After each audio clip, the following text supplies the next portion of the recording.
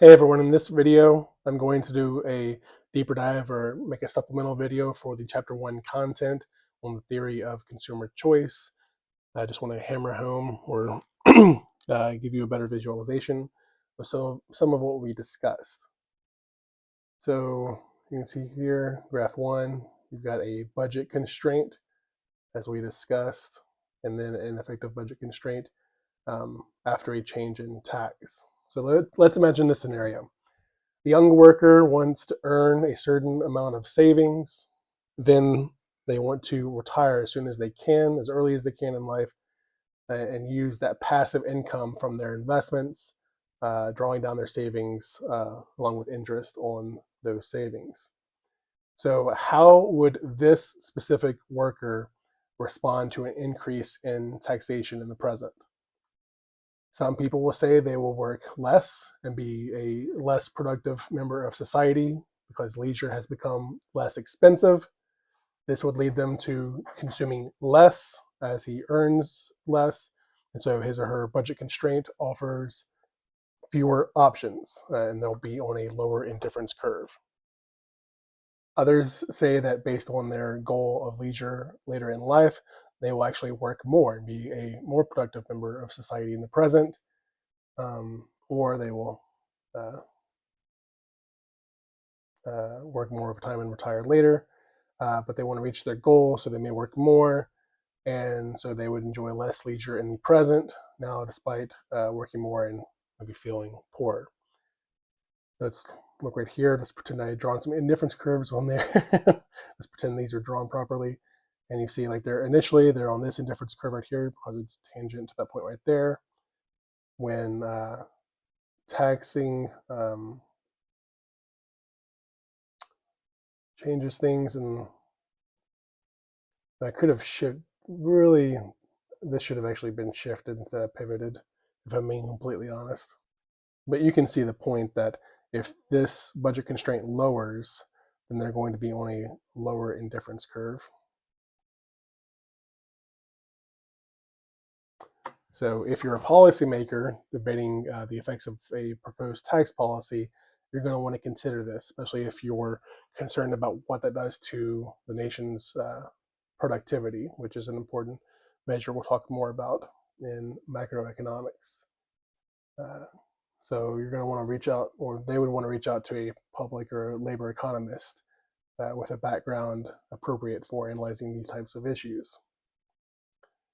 As that economist, we're going to want to consider whether leisure or consumption is a normal good or not, and then what is the impact of the scenarios on these scenarios by potential changes in taxation. The reverse would be if they're debating a decrease in taxation. Also, it doesn't have to be an increase or decrease of taxation uniformly across all income distributions. It may be income tax increase or decrease on the wealthy or on the poor, and those groups may have different preferences when it comes to leisure, and so the income or substitution effect may impact them differently. You can see here, we can break out the effects between substitution effect and income effect and talk about the changes based on which one dominates. So leisure and consumption are both normal goods for most people. So as we feel wealthier, that income effect um, will lead us to consume more of each. So leisure is the opposite of working. So to enjoy more leisure, you have to work less. We're talking about in the present. An increase in taxation makes leisure feel less expensive, so we may substitute toward leisure. However, increasing taxes makes us feel poor, so we may enjoy fewer hours of leisure because of the income effect. So we can see that adding a tax lowers the amount worked through the substitution effect, but increases it through the income effect. Whether you in total work more or less depends on which of those two effects dominate for you. Also, in later economics classes, you'll talk about intertemporal effects. So here's your intertemporal budget line, because we are not always in the now, we're not always young. We have to plan for consuming later.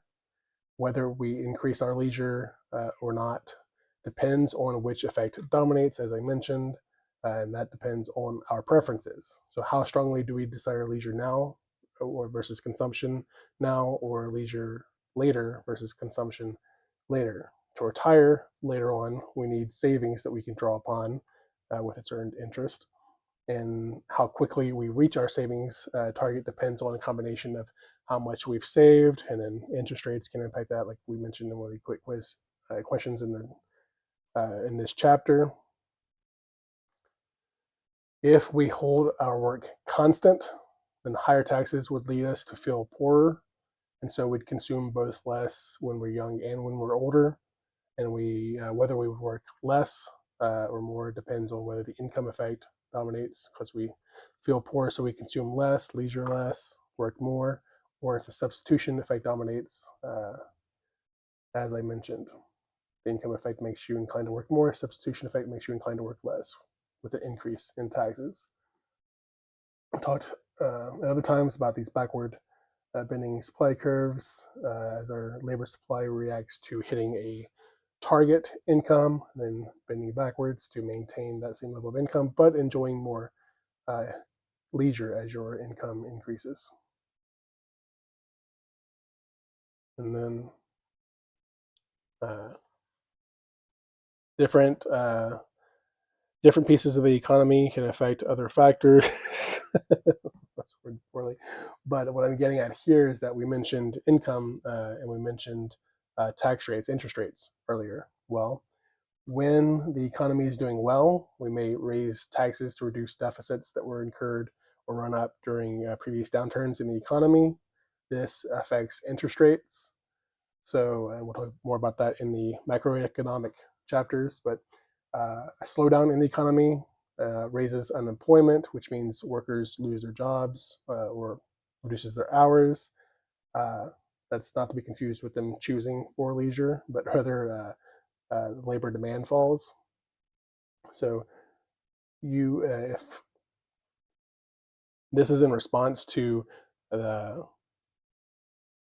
interest rates going up, slowing down the economy.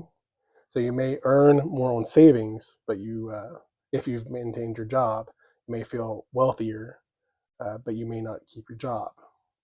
So the income effect, if you're a net saver, higher real interest rates make you feel wealthier, so you may work less. But if you are a net borrower, the income effect works in the opposite direction if you're having to borrow at the new higher rates. The substitution effect means it would become more costly to consume, because otherwise you could save and earn at that higher rate of interest, and you could enjoy, so it's more costly to consume and to enjoy leisure in the present, because you want to earn more, so you can earn more at the new higher interest rate. So you'd steer towards working and saving. So this is a lot to take in. That's why this is just a supplemental chapter to further hit home these points that I discussed already in this chapter video. Hopefully you've gone through this and thought through the complexities of how one thing in the economy can cascade into other changes, and how income and substitution effects compete to dominate which effect dominates, and which direction which decisions you make. All right, well, if you have any questions, let me know. Otherwise, I will see you in the next video.